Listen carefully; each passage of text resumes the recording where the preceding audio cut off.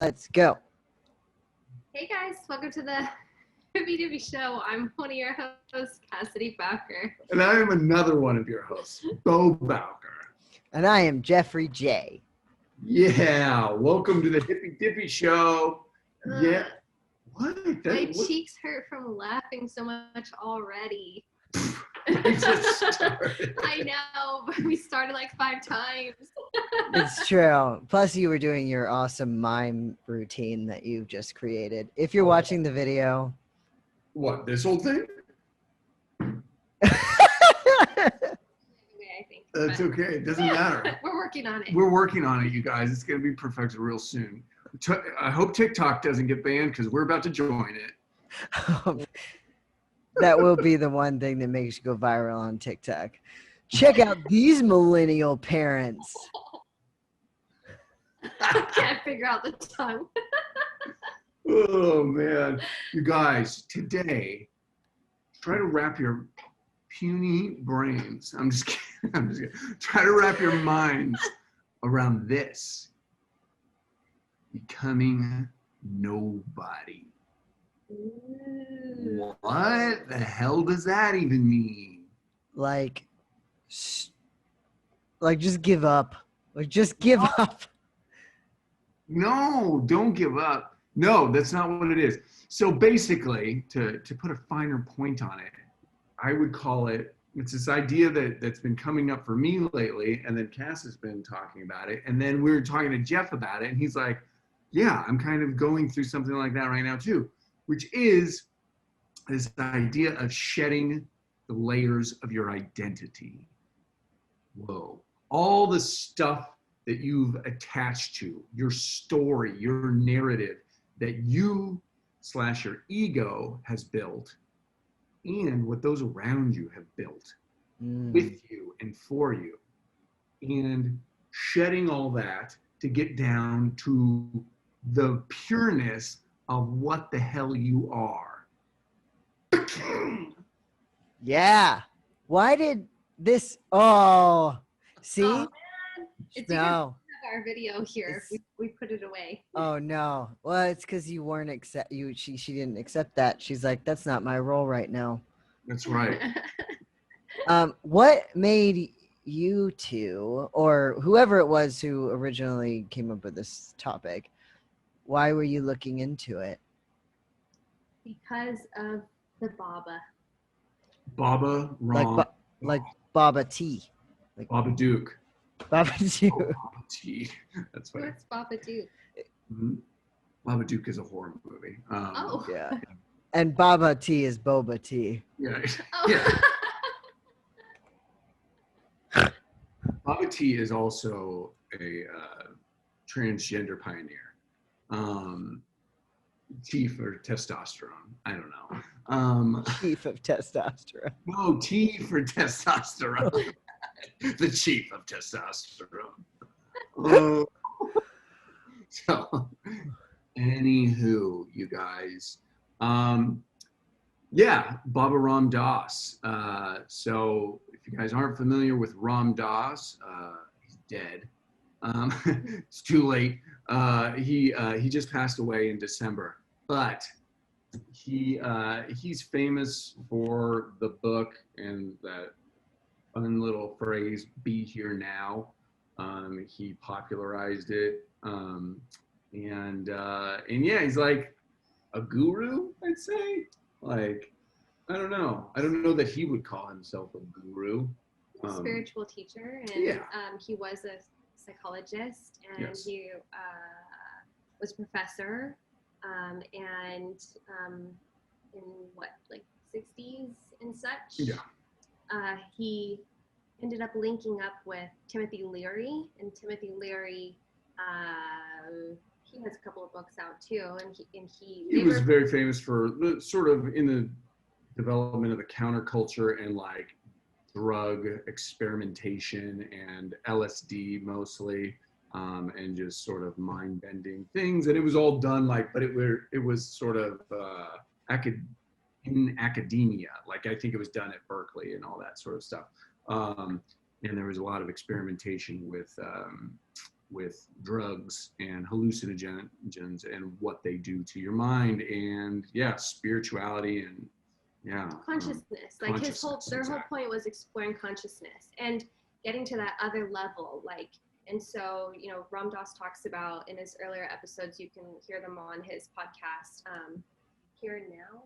I think Here and Now is the name of his podcast. He talks about how there was a point where he would take so much LSD and psilocybin mushrooms and all of these things. He talks about STP. I don't know what that is, but anyways,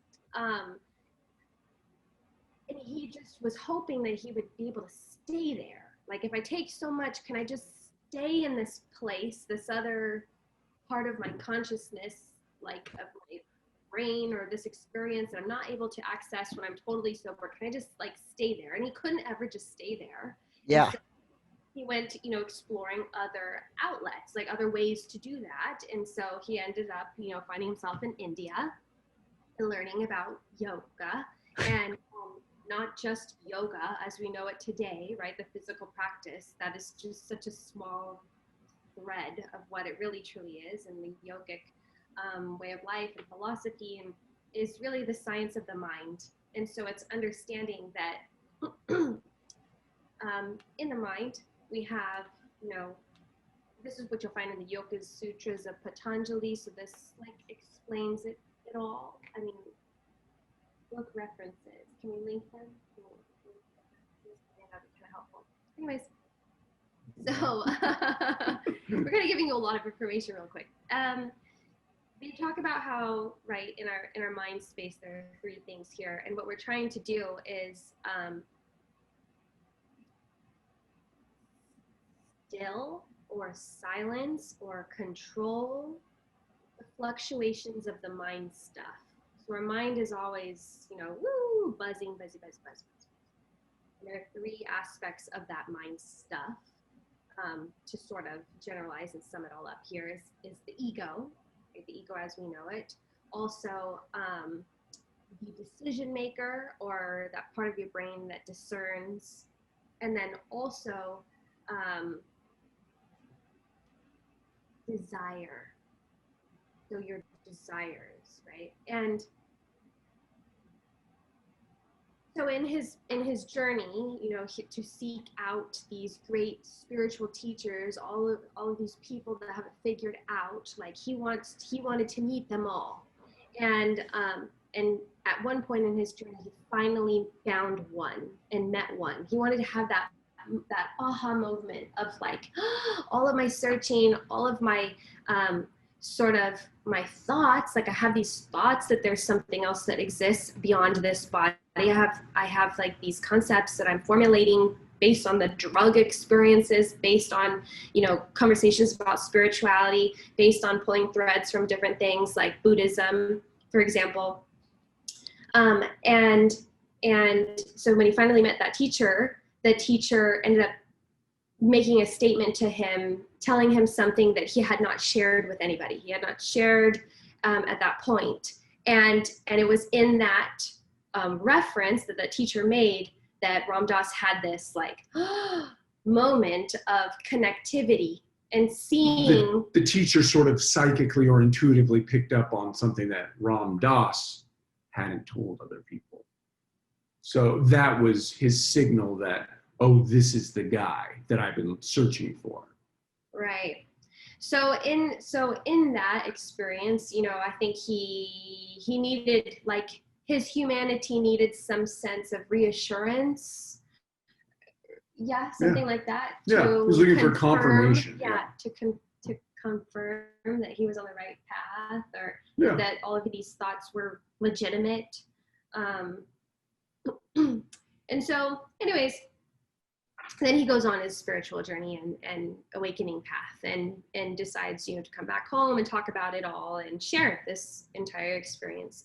And it's beautiful, beautiful, beautiful stuff. So mainly it all kind of ties back to the science of the mind and how it all works and what are we and who are we and all of these questions. And there's one particular episode on his podcast where he talks about shifting from somebody to nobody. And I love that concept right off the bat. there was a time, even when we were on a vacation recently, a month ago or so, when I was sitting outside having my cacao and looking at these trees, and just in the backyard of the Airbnb that we're staying in, huge, beautiful trees, tons of birds and wildlife. And we were in Big Bear. And I had this moment where I felt, oh my God, you know, whatever petty, small melodramas I experience, they're so insignificant. I am so insignificant. And I'm looking at these great trees, you know, these great trees that they have a job to do. And I'm looking at these animals, and I'm looking at the ecosystem, you know, a very small fraction of the ecosystem out in front of me, watching them all. And who am I to ever complain or to have these things? And then, and I think I was journaling, and in that same beat, so I came down to all of that, and it was actually really liberating. You know, it wasn't frustrating. That was a really liberating idea to sit with, because I could release whatever anger, whatever stress, whatever frustration that I was holding from the previous couple of hours. And then, you know, when I came back to this level of neutrality and peace, I thought to myself, yeah, but I am significant. And I am significant because I hold a purpose, and I love the work that I do, and I love who I am as a mother and as a partner, and as a quote unquote healer or space holder, and I do have a purpose, so I am significant, and I do believe that you can just be one person, make great change. And so anyways, I shared these thoughts with Beau, and I think that you weren't at first. You weren't like jumping on board with that thought of how insignificant we are. Right. And then Beau listened to this episode on the Ram Dass podcast recently on becoming nobody, from somebody to nobody. And now I think your thought's a little bit different, right? So we were talking about this. Yeah, I'm not crazy about the way this is framed, but no. Well, my point is that I think it's interesting, because I didn't even remember you having that realization in Big Bear. And the other day, while we've been doing that, we did that sunrise series, you know, with Cassidy, and just boiling a lot of things down. And I'm also doing this inner child work and all that sort of stuff. And that really gets to the root, I think, of where, like, my triggers lie. Like, why do I get upset about this? Why do I feel like unloved? Or why do I like feel the need to prove myself, or to, you know, I'm not only looking at those sorts of things, but like, why am I a comedian? Like, why do I do that? Why was I so obsessed with football as a child? Like weird like things like that, where I'm just looking at everything sort of. And so I just had this little glimmer of a feeling of like, I don't care anymore. Like, I don't care anymore about this stuff. Like, I don't care as much anymore about what I am, or how I'm perceived, or how I perceive myself. And then Cassidy, through her Sunrise series, had been introducing a lot of Ram Dass quotes, and Ram Dass, his podcast episodes and things like that, and encouraging us to listen to them as sort of supplemental material. And I did some of it, and like the stuff that I did, I was like, hey, this is amazing. But so once her series was over, I looked, you know, I was looking on his Spotify channel or whatever, like a podcast, and I came to that episode of From Someone to No One. I was like, this is what I think I'm feeling right now. And like, again, as I always say, like, everything happens as it's meant to, and these signs are out there in the universe. And so I was like, ooh, I got to listen to that. And so I did, and it's just been like, I've listened to it twice already, like in the last 3 days, and it's so much to wrap your mind and heart and whatever around. But it's this idea of letting go of your story. When I was writing about it before I started listening to the episode, it was this idea of I've made this self-image, this identity as and we do, I believe, but I certainly have, and I think we all do it, like for self-preservation, so that I can feel safe in knowing who I am. And then I want to go out and project that to everyone so that they can tell me that I'm that. And then it's like, okay, good. As long as we all agree that I'm that, then I guess we're all good here. And like, so I think that's, it's all of that. Does that make sense? It's like, Yeah, it does. It makes a massive amount of sense. And also, you've done it once, but just because you've done it once majorly doesn't mean that it's any easier other times around. You did it when you were going to be a lawyer, and everybody knew that's what you were going to do. yeah, And then you flunked out, as you say, instead of saying I dropped out, which is, all right, well, this is where I was tied up in my identity, and now I'm a failure at that. right. And that is a huge thing, that you took your power back on that. Now, later on in life, and we've all been dealing with this, is that, so say you're a comedian and you then get success in it, and so you're doing that for a living, like I did, or with you, and acting and stand up or whatever. And then we want to shift away. Well, the reason people usually shift away is because they failed out of it. They didn't work hard enough. They weren't funny enough, whatever reason. That's why people stop doing comedy. Right. So for years, sometimes you'll end up doing something you absolutely hate because you've identified as it, either because you maybe got success in it or because you were so determined to get it, that became your identity.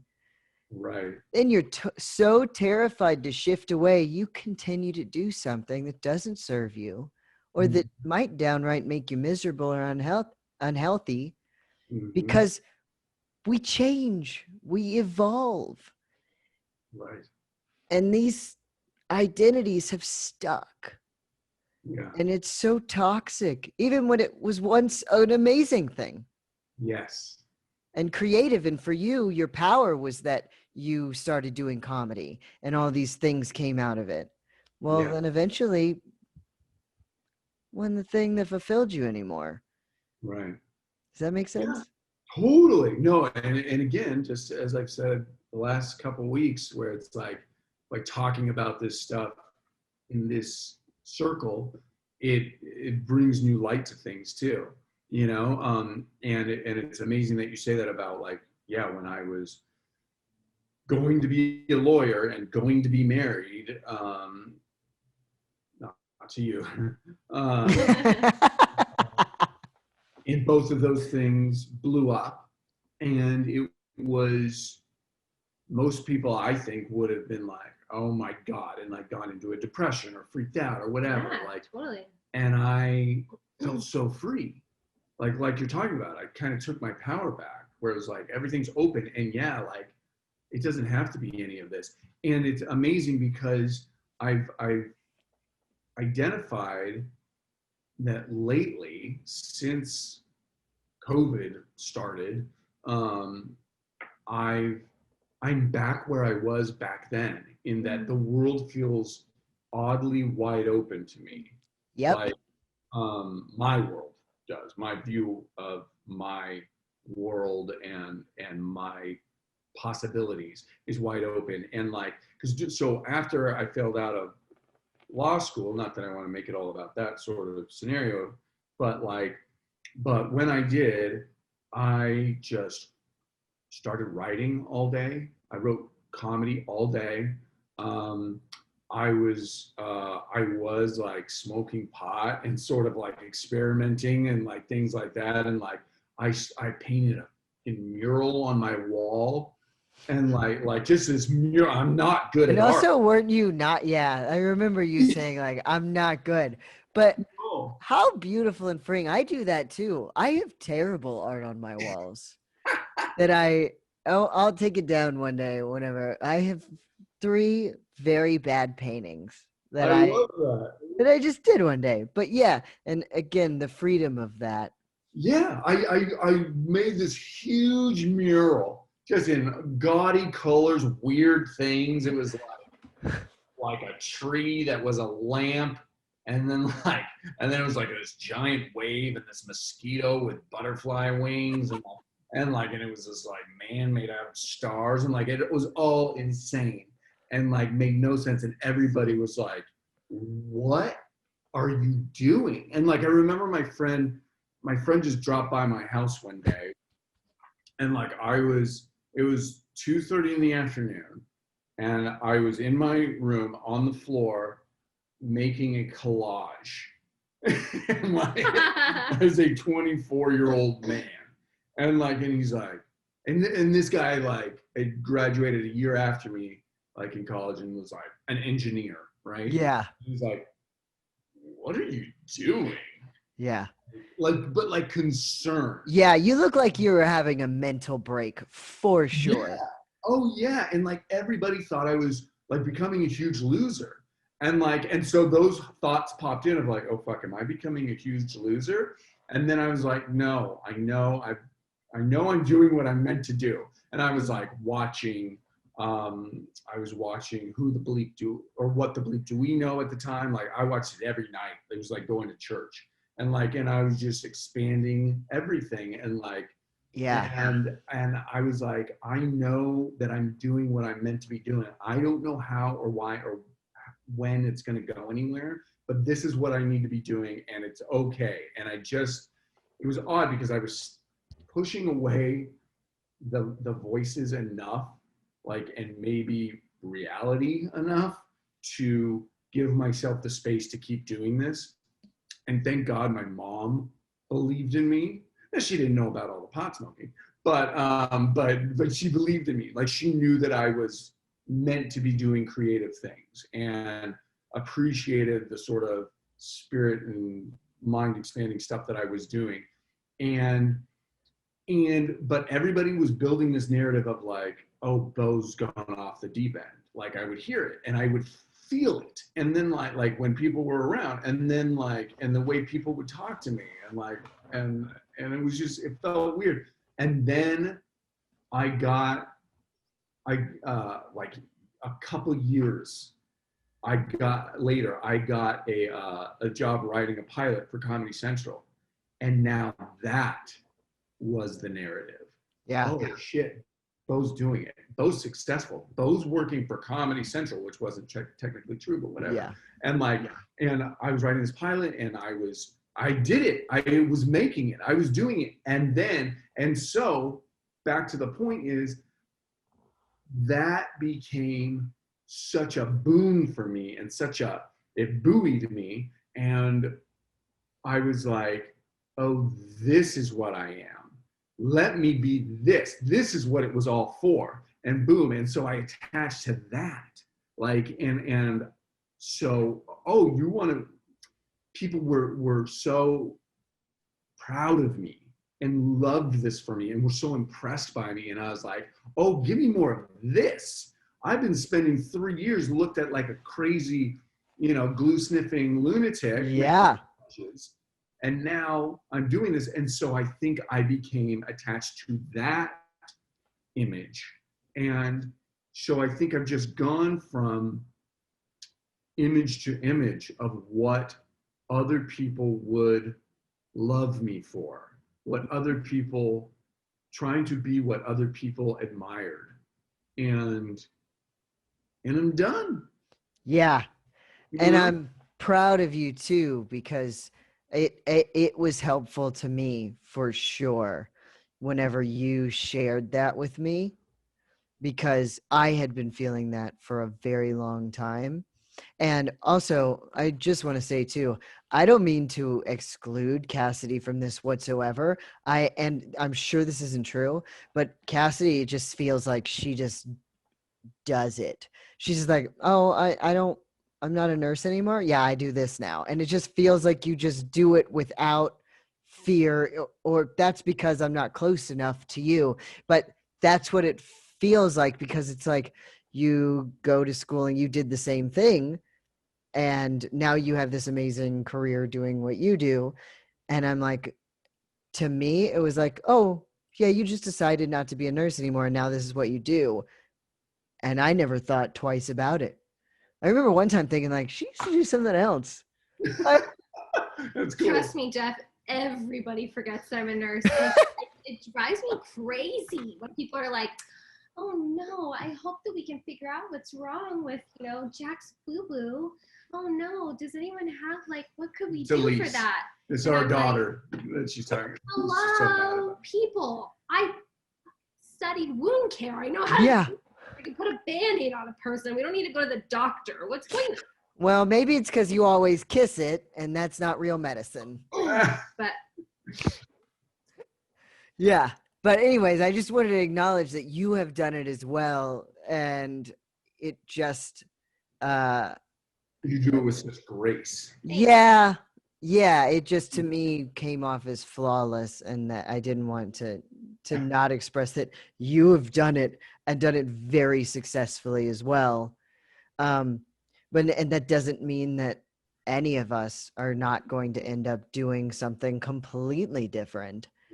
And my point was too before was that I had been feeling pretty miserable in stand-up, and it's apparent when you stop wanting to go to open mics. No, they're always a struggle, but I used to love them. I used to love open mics. I used to love failing on stage.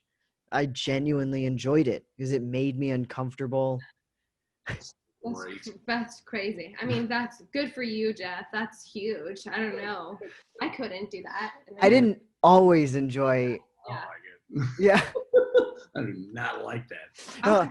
Did you like that, Jeff? But it made Jeff better. Yeah. Well, because what I mean by that is I would intentionally sign up for things that were difficult. Like there was a one called what was it called?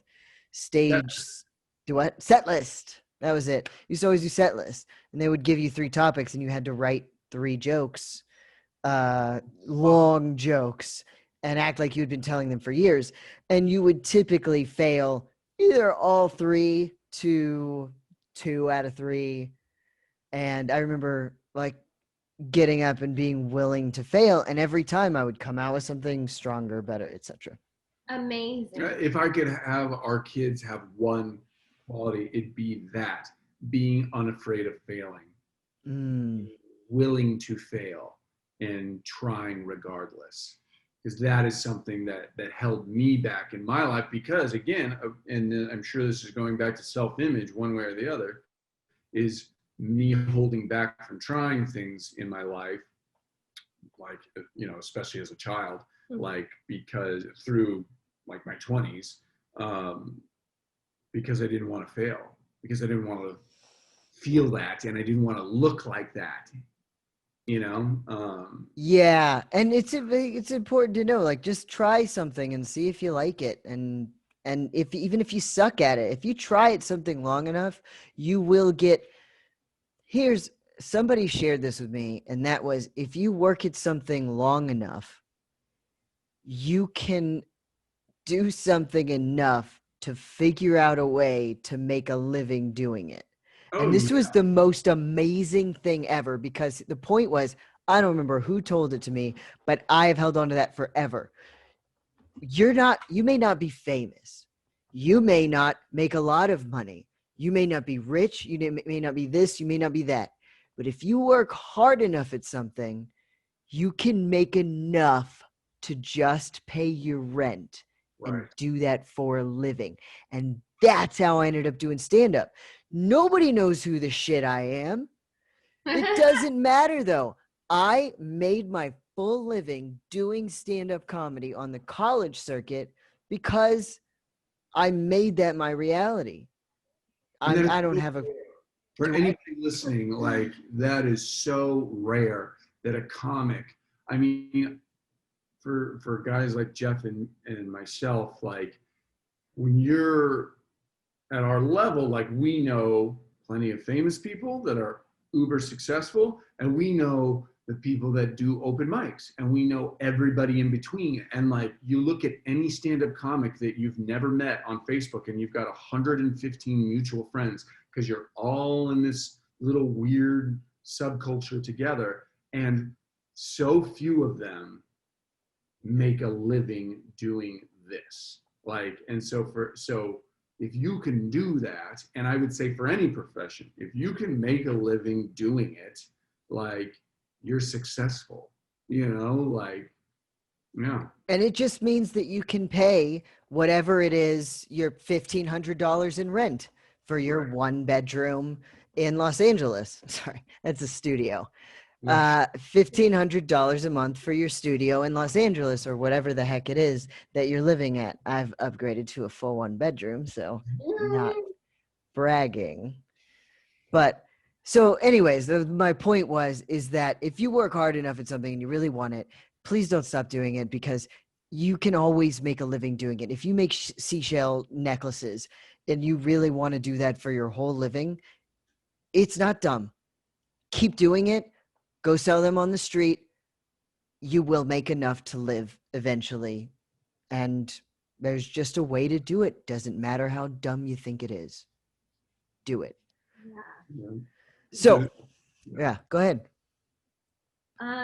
So I love all of that. And I think, Jeffrey J, I'm a lot like you in that I don't know what it is. I don't know how this came about or what inspired it, right?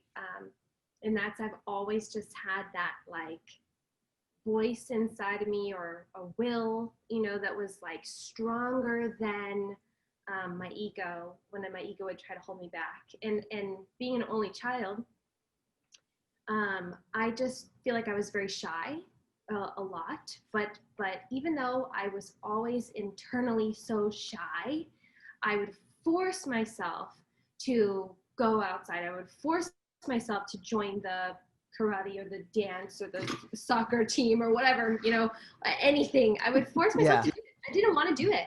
The karate obviously stuck. They'll call it the karate. What type? It was the karate. I obviously did it long enough to know. I was saying the karate, the dance, the this. Yeah.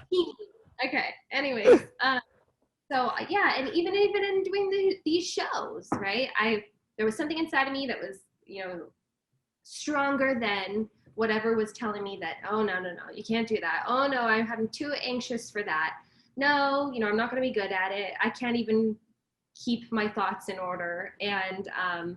And so here I am doing it, and it gets less and less difficult every time, and becomes more and more easy every time, right? And again, you don't know until you try, and so you just have to try. But I'm curious to know, like, and do research, or how or when or why are there some people that experience that, and how come there are some people that don't, and that that the ego voice is louder, and so they become more closed, and like, I can't do that, and no, I won't do that. And then there are people like me, inside I'm really struggling, my heart is racing and my hands are sweating, but I just make myself do it. Mm-hmm. I don't know how many times I've received messages, even early on in yoga teaching, I received messages, can you do this? Can you do that? Can you come do this? And I told Beau, like, shit, someone reached out to me again, and I don't want to do this. I don't want to do it. And he's like, you love it. You're going to love it. Just go do it. And I'm like, should I say yes? Should I say yes? And he says, say yes. And I'm like, God, I just said yes. And then I come back, and it could have gone bad. Sometimes it was a little bit weird, to be honest. And then sometimes it was actually really phenomenal. But either time, when I've come back, it doesn't matter if it's been quote unquote bad or it's been quote unquote good, I come back feeling like empowered and proud of myself, and having learned something like you're sharing. And I just, I want that for our children too, and they will, right? Mhm. Because this is like who is in their sphere of influence. But Yeah. And I will say too, I hope that 50% of the time, maybe not 50, but I hope a fair amount of the times it's not good. Because when it's not good, that's when you learn, that's when you get better. You get the perfect situation every time, which is why failing in comedy is so fantastic. When you Mhm. get the perfect situation, you don't have to grow, you don't grow, you don't get the stories, you don't get the this, you don't get the that. And every time it was like, why was that weird? Well, I bet in your mind you use that judgment voice, which is why I say judging is good. Just make sure you understand why you're judging. You judge it, you figure out how you can make it better, and then you say, hey, but it's so cool, I'll forgive him, or whatever the heck you need to do after that moment of judgment. But it makes you better. You don't want that weirdness. You don't want this. You know how you can improve on it. It's way better than going out and it all worked perfectly. Yeah. I hear what you're saying. I still feel like there's levels in which you come into mindfulness or spirituality and such. So the reason why I was having those thoughts about we are so insignificant, and then coming back to we are significant, is because I was then telling Beau that, like, I think if you're teaching the average person that's coming into a class, hypothetical class, they have no mindfulness or spirituality background, I think you would first have to teach them that they are insignificant. I think you have to teach them at first, like, just to kind of like put it into perspective, like look at the earth, look at the trees, look at look at how many people there are, like kind of like create a blank slate, and then teach them their significance. Kind of sounds like a cult. No, this is just a hypothetical Break them class. down, You, build them up. you break them down, you make sure they know that they're worth nothing, and then you tell them they're only worth it if they're paying for my Break class. them down. I don't want to break anybody That's down, funny. but I I know. want to see how, like, we play out these dramas, and they're not important. Like, we play out so many dramas, they are not important. Yes. But then they also are. Like, Yes. but you have to start with that's not important. Now, when you finally come back to that, okay, not important, I'm going to be peaceful. Now let's talk about how this could be used for a good thing. And Yeah. let's explore that. And let's explore why it actually could be important. Because my point is I want to lean into the yes and the no. I want to lean into the good and the bad. And I just sort of like hypothesizing where to start. Like, do you give them all the good stuff first, or do you, kind of like bring it down first? So I just learned something about this in college. Oh. Brag, because that's how I'm identifying right now. College, bro. Yeah. I just learned about it. So weird too, how things work with us. I just did a thing about how insignificant we are as humans. Literally, right before this was my class, and I had just finished about an hour ago or so, and it was about how insignificant we are, and how our stories are what make us special, and breaking down why our stories matter, etc. And our stories also matter from our own perspective. One of the examples he gave, which was beautiful, was constellations are only constellations because of the perspective we have, which is Earth. To any other planet or space in the universe, it's not a constellation, so we've given it a story, an identity, etc. It was so fantastic and beautiful, and I'm like, and it's just a regular communication class, and I'm watching. Oh, really? Yes, It's awesome. yes, it's the most beautiful class in the world. School's Well, the best. I have a request. It is. What? I have a request. Oh, I'm sorry, Jeff. We're in the middle of your thought. That's okay. I started reflecting after that, and it was wonderful. So do you feel significant or insignificant coming out of that class? Both, and it's great.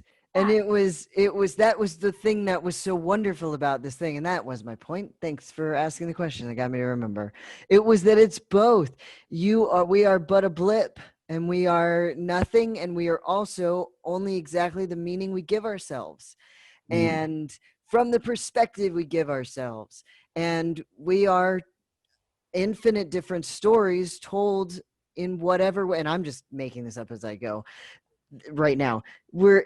I can tell my story in 8,000 different ways. I can be a person who's miserably transgender and all of these things. And, or, you know, as in like, I'm not that even slightly, but I can be a person who like, can you believe you had to deal with this, and this, and addiction and whatever the fuck? Or I can be this person who overcame triumph, or I can be this person who was a comedian once, or this person with this beautiful spiritual podcast who gets to explore things, and that's my identity. And it is right in this moment. And then, you know, and then in an hour from now, I'll be the miserable person writing a paper about shit I don't care about. And that will be my story. I'd like to say I'll be positive about it. I won't be.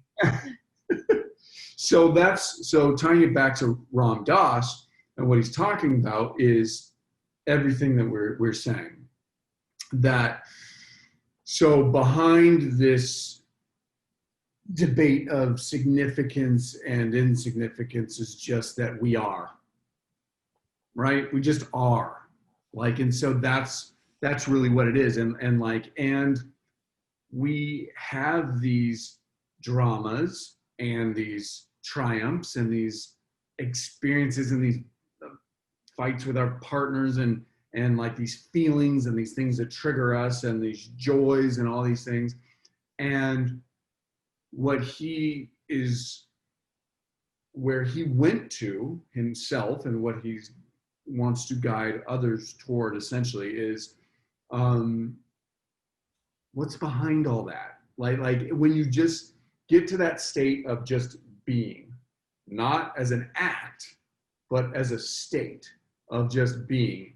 And so even he, like, part of what I love about him is his accessibility and humility. You know, he's not like too proud or like tries to be like a deity and like I've got it all figured out or anything. He just is, and he just talks, and he talks about the stuff he's gone through and his ups and downs and so point being here though that like he talks about how he'll meet somebody and something within them causes him to feel a certain way about his own self or the world or triggers something, and he's just observing how it comes up and how it feels, but he's able to acknowledge it, and that's it. And like so it's just about, he's like, at some point you just become like you're just observing all the processes of life and of human existence, like your human experience, you know, where you're just like, this is like you know what I mean? I want to make I want to say something, and I want to make sure that it comes off correctly, because I have just finished watching Love on the Spectrum. Oh, yes, I've watched this show as well. And it is the best show ever made, hands down, of all history, and finitely should win every award of drama and comedy. But I almost feel like someone on the spectrum almost has the opportunity to do that in a certain way because they observe emotions and have the way that they process emotions is so not tied up in social norms. True. They actually have to learn the social norms. And it is the reason that I love it so much, and I laughed, I cried, every emotion they felt, I felt, because there's something so raw about it. I think as an empath, you're like, I feel your emotions because you're showing me all of them. Right. And I got so much joy out of it. And I mean, I'm on the couch like doing that whole thing where you're kicking and going like, I want so much happiness for you, and I'm proud of you, and so many things. It's a documentary on people with somewhere on the spectrum of autism dating and finding love. Yes, I should have explained that. I apologize. Thank you for doing that. Yeah. Everybody knows Netflix. And my only point is that they are so not tied up in social norms, or they are because they have to learn them, Right. that it's fascinating to see how they present themselves as a really genuine form of self Mm-hmm. because they, whatever they feel, they are. And it's beautiful. Yeah. This is why I have a couple of theories going on in my head, you guys, about how I really truly believe that everybody has it a little bit right. Mm-hmm. And how our relationships are so important, not even just between us because we know each other, but between me and I'm looking out our window at God knows how many other apartments here. All of those relationships are important, whether I've met them or not. What can I learn from the person, that crosses my path today? What can I learn? What can I pick up from every single person that crosses my path today? It could be learning something that I think you were talking about this earlier, Jess, something that I don't necessarily like or jives with me or something that I do, and why I believe that relationships, they are our mirrors. So this is also like another thought. So there's something that we're supposed to learn from all people, right? Mm-hmm. So everybody has a little bit right. I think you're onto something about how these autistic people they have to learn social norms rather than just being automatically influenced by them. Right. That's interesting to me. That's interesting to me because I'm so influenced, right? We're so influenced our whole life. Mm-hmm. And that's the struggle. That's like the whole purge struggle that you have to like break that whole shell and figure it all out again. So they're on to something. And I want to ask you, I had a request. I wanted to ask you to share that story about the guru or the cow and the farmer and the sun and the thing and the Old MacDonald. This is one of Ram Dass's I don't know, analogies, metaphors, whatever. Parable. I heard it somewhere else before, so allegory. I don't know if it came from him, but he most recently talked about it in whatever you were listening to. Did it? I think so. I don't know. So the story, it's just there was a farmer and he had a horse and it escaped, and the neighbor saw this and he came over and he said, "Oh my God, this is terrible." And the farmer said, "Who knows?" And then the next day, the horse came back and it had attracted a wild horse. So now he had two horses. And the neighbor was like, "Well, this is fantastic." And the farmer said, "Who knows?" And then the next day, his son, the farmer's son, was riding the horse and trying to, train the wild horse. And he was thrown off and he broke his leg. He was laid up, and the neighbor said, "This is awful." And the farmer said, "Who knows?" And then the next day, there was a draft. There was a draft. There was a war. There was a war. Oh. How terrible is this? And somebody came, to recruit the son. He was unable to go to war. And the neighbor said, "Well, now this is great." And the farmer said, "Who knows?" Oh, no. And so it just goes on and on. Because who knows? And so, why did you ask me to tell that? You just like it? Because I believe it's just this concept. I love it. And I think it has to do with everything that we're talking about. It's like not being attached to a thing, not being attached to an outcome, not being attached to a label, not being attached to anything, that you possess, not being attached to good news, not being attached to bad news. Yeah. And looking at everything from the lens of the observer, who Mm-hmm. knows? I'm observing. And then just allowing things to be. Exactly. Like going back to the stand-up and going up and failing. Like I cared so much because it meant something to me if I had a bad set. And not that it meant nothing to you. It meant something good to you in that you were so focused on what you could learn from it. Yeah, it was still terrible. Yeah. But at the end of the day, and what Ram Dass would say is, none of it matters anyways. Like, and it's not this sort of existentialist, like, you know, detached, cold look at life necessarily, where it's like, oh, nothing even matters. It's more just like everything is. And another point of clarification is that, you know, the way that I would look at it too is like, it's not becoming no one in this, again, this sort of depressive outlook. It's by shedding these things to make us so different and to get things out of people. Like for me, again, like the love and the admiration and whatever I felt I needed, that I was missing as a child or longed for and desired and whatever. Um, it's shedding these things so that I can recognize again what I am, which is part of the whole, that we are all one. I'm nobody because we are all one. That doesn't mean that I don't have I'm not my own. I've always had this image like that I really like of like, we're all just like a little turn of the kaleidoscope, you know, like, and like the light that is spirit and the universe and energy and God and whatever you want to call it shines through us. And we're just one little twist that makes everything look different, right?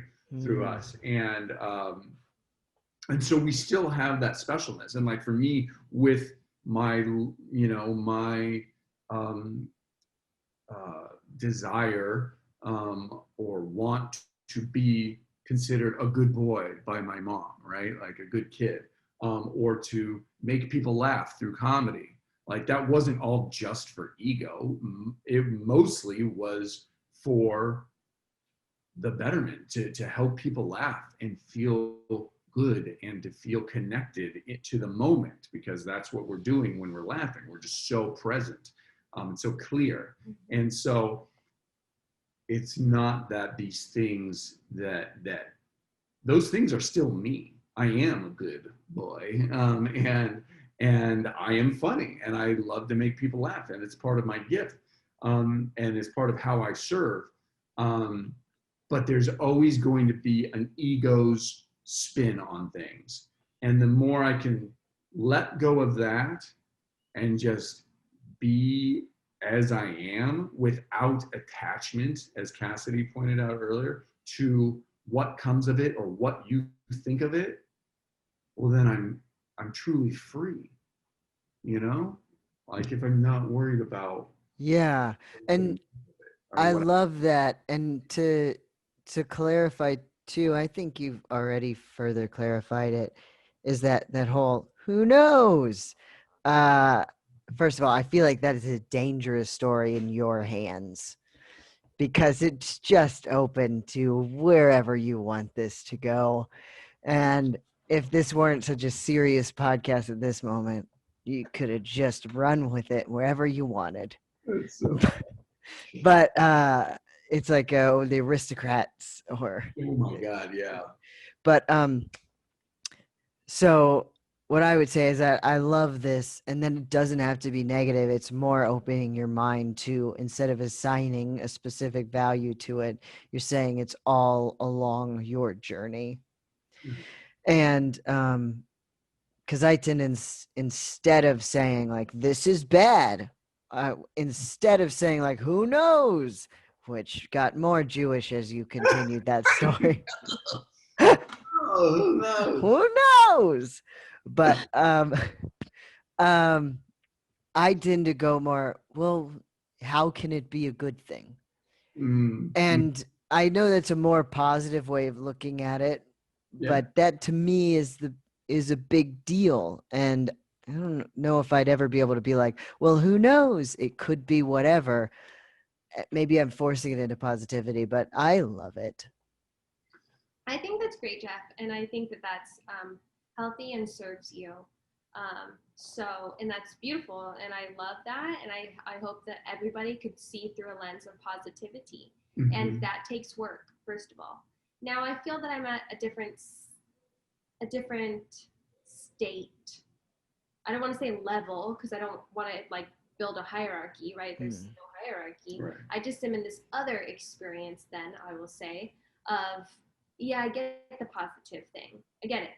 I just want to be neutral. Yeah. I want to be like not attached to anything. So again, this is going back to my original theory, is like, how do you then teach the normal person? Like, if they're like, I want to feel all those things. I want to like tap into what you guys are tapping in. So where do you start, right? Do you start with trying to lead them into the positivity? Do you start with like, everything is nothing? Like, you know, I don't know. But I'll go ahead and continue to reflect upon my own theories here. And, but what I wanted to share is that I have this other thing that was inspired by Ram Dass. And so as he is, you know, explaining how he came to be and on this path, and then he met that, you know, really beautiful, great teacher, and had that aha moment. So he ended up staying with that teacher for some time.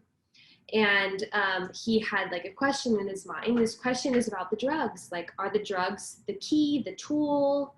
Do I keep doing the drugs? Like, is this a he way has to this, enlightenment? yes, because he has this like addiction and attachment to the drugs, because that's how he finds enlightenment every single time. And so, but he didn't ask. And so then someone summoned him like in to go see the great teacher. And he's, you know, the guru, he asked like, you have a question for me? And it wasn't even asking, he was like telling him, you have a question for me. And he was like, he said, who knows? oh, yeah. Sorry. He basically kind of tried to, you know, no, not really. And then he, you know, asked him again. And then he said, well, and then somebody said, tell him about the medicine that makes you powerful or makes you have powers. And he was like, oh boy. And you know, the great teacher is like, okay, go get it. Go get that. Go get it. Bring it to me. So he goes out to his car and he has like all this LSD and he has all of these things and he has like tranquilizers and he's got a bunch of stuff and he brings it and he's like, well, here it is. And the teacher's like, give me some. And so he's like, oh no. In his head, the he's teacher's thinking, like an 80-year-old man. He's like right? an 80-year-old man. He's like, this, okay. Well, if I just give him a little bit. So I give him a little bit and he's like, come on, give me some more. Come on. And so he gives him more and he's like, more, come on, more. And so he gives him. He's like calculating how much have I given him, and I don't want to stick around for this. It's not going to be good. And then the teacher just, you know, eats it all. And Ram Dass is like, okay, so this is going to happen right now. All right. And so he stuck around that whole entire day. And Yeah, because to be fair, it's not going to happen right now. It's going to happen in an hour and 45 minutes. Exactly. so guess what happens, Jeff, to that great teacher, that guru? He overdoses. Nothing. Absolutely unaffected. Nothing happened to him. And Ram Dass is like, listen, you know, the only way we can move forward and me sharing my story with you basically is like, there has to be some part of you that has faith, like in this story and me sharing this with you, because I can't like prove anything to you. I'm telling you from this is what I experienced. This is what I saw. I saw him eat it and swallow it right there in front of me. Nothing happened to him. Wow. And so he says, so he wanted to know why. And he had heard of these other accounts with different people and this guru and nothing happening to him. So he's like studying this, right, within his intellectual mind and trying to figure it all out. And then he realizes that he believes that this guru, this great teacher, had reached this point in his enlightenment journey, in his beingness, of neutrality and unaffected and observing, and therefore in this pure, like, clear state, he's just a mirror. He just becomes a mirror for Ram Dass. What he needed to see is his addiction and attachment and emphasis and all of these clingings and romanticism, you know, with all of those drugs. Right. Yeah. It's like whenever somebody, you ever known anybody who could smoke so much pot and still go on about their day and do everything? My brother is like that. He can smoke so much marijuana and just go about his day as if nothing had happened to him. It's the state that this guru is living in of like, oh, life is whatever I make it. He may have had the walls melting and monkeys flying around. And he was just like, that is the world as I see it at this moment. And that may Yeah, have been what it was. It's just that he accepts things. And that's so, cool. I Exactly. mean, I don't know. Or Was- maybe he just wasn't affected because that's what his life is. Exactly. So, in listening to that story and Ram Dass, like his conclusion that he's drawing from that experience and hearing other experiences, and he's like, you know, at a certain point, we need to realize kind of that we are mirrors for one another. So I then start having all these thoughts. All these thoughts are pouring in of like, wait a second here. Are we nobody? Are we nobody? And this is why. And this is why. Yeah. Are we nobody in the sense that take somebody, I'm going to use your dad as an example. Now, Beau's dad, if you just meet him, he's awesome. He's hilarious. He's so funny. He's so brilliant and smart. He like is very hospitable. Like he's very generous and thoughtful. And now get to know him from the level of like being his son. And he is all of those things. And he's very judgmental and very hard on Beau. And to the point of, it's really hurtful. Now, Jeffrey J, you've met him too. And he hasn't been judgmental or hurtful or hard on you, has he? Did you know that he has said one singular word to me? What? I have been around him about 7 times, and he has said the word hello once. That's so funny. And he's in his own world. Also, I love you so much, Beau. I don't want to be in his world. I don't want to be in his view. I know. Well, this is because, let me just also take a step back here. This is because, Jeff, now your experience of him and your labeling of him is tainted because of what stories you have heard, right? Yeah. And someone totally like a complete Neutral. stranger, somebody neutral. That doesn't know Or, him. for example, we have other, he has other friends that know him to be so wonderful and just so sweet. And he can be really like quite a hard ass and very stubborn. Yes. And so my point is that you take a person and you invite in 10 other people that know him to varying degrees, people that don't know him at all. And they will all give you a different description of him. Now, why is that? I believe that because we are mirror images, just a mirror, that we are only receiving, what we need or what we want to receive or what we're projecting into that person. Mm. Yeah. You experience a lot of love, right? You experience a lot of love from, friends, from fans, and then you experienced a lot of hatred from members of your own family at one point. How could all these different people have different experience of you, Jeffrey J? If you are truly just one thing, one aspect, one essence, just one, then how could all these different people have so many different experiences of you and tell me who you are, right? And the story changes. Well, I mean, that's kind of mind-blowing, you guys. it is, but also to be fair, in different situations, I've been shitty and well deserved of hatred or distaste because I was not a good person at that time or whatever. And so there's that. Well, yes, but there are also people that like you've just experienced negativity from because of an idea of Existing. Yeah. Right. Existing in living a certain life or whatever. Right. Yeah. And you just admitted that you can that you were in control of like who you are. And so you change, right? You change, you're always changing. So then who really are you? Yeah. Like, who really are you? If you are in control and can wear all these different faces and put on all these different versions of yourself, then who really are you at the end of the day? Nobody. I believe you are a blank slate, and you wake up every day and you choose it. You choose it like you're a blank canvas. Yeah. A couple things. Is that a mic drop? She did an imaginary mic drop She did. right in my face. She did. Okay. Well, we know who she is today. I know. So another one of the things that Ram Dass talks about is being that sort of malleable personality, in terms of like, he used to find it a weakness that he used to view himself as weak in this way, where he would go into different situations and kind of be different versions of himself.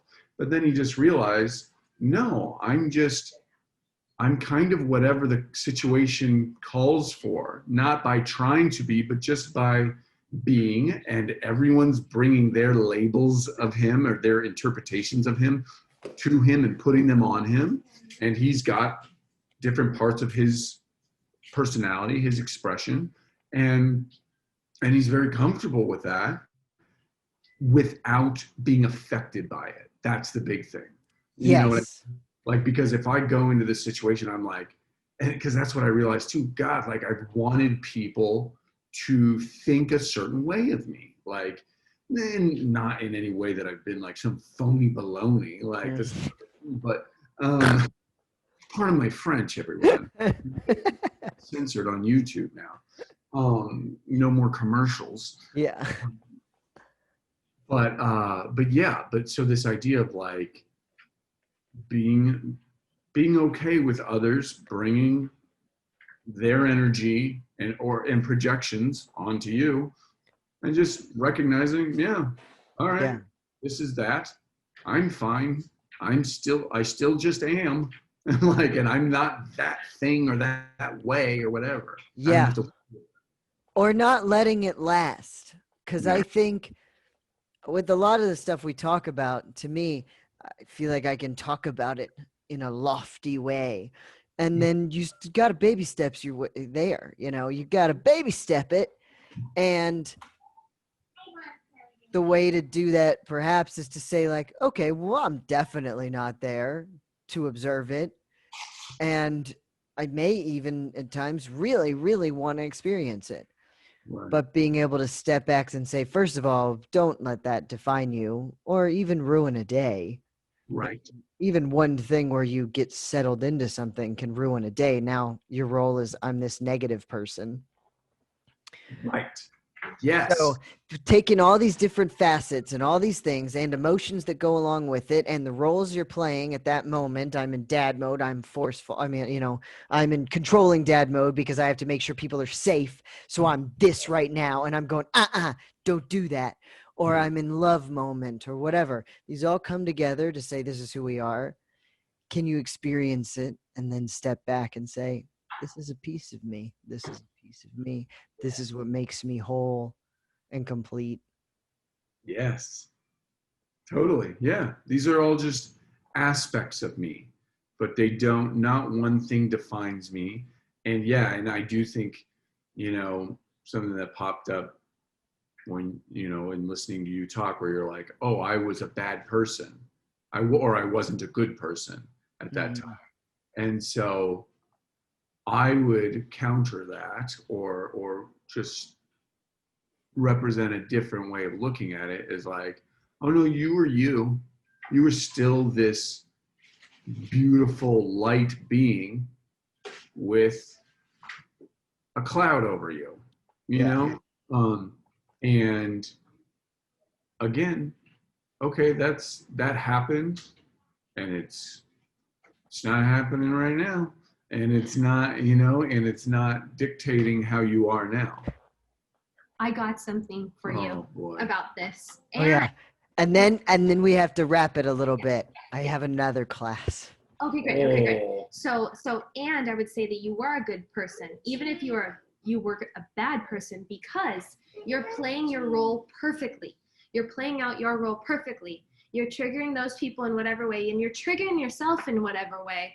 You're playing out your role perfectly. You are a good person. Ooh, I like that. That was worthy of a mic drop. All right, let's see if we can get the whole family in here. Who is that? Oh no. Oh no. Oh, what are you doing up? Felicia. Hello, Felicia. You Hello, teach what is it? you Hello? teach hello Felicia instead of bye. Hello, Felicia. Okay. Gladys? Oh my goodness. Okay. honey. All right. Whoa. We're talking about identity here, and this one's got a strong one. What do you think? Well, I love you all to bits. And anybody want to say anything before we go? What do you want to say? Want to say something? Do We you love say, you guys. I love you Don't too. try too hard to define yourself. Don't be hard on yourself. Stop trying to be somebody. Just be nobody. Because then you are everybody. Yeah. Observe the podcast, reflect on it, rate and review it. Judge it. Judge it, if you Thumbs will. up. I love you guys. Love you guys. Thank you. Mwah. Mwah. All right. It is done.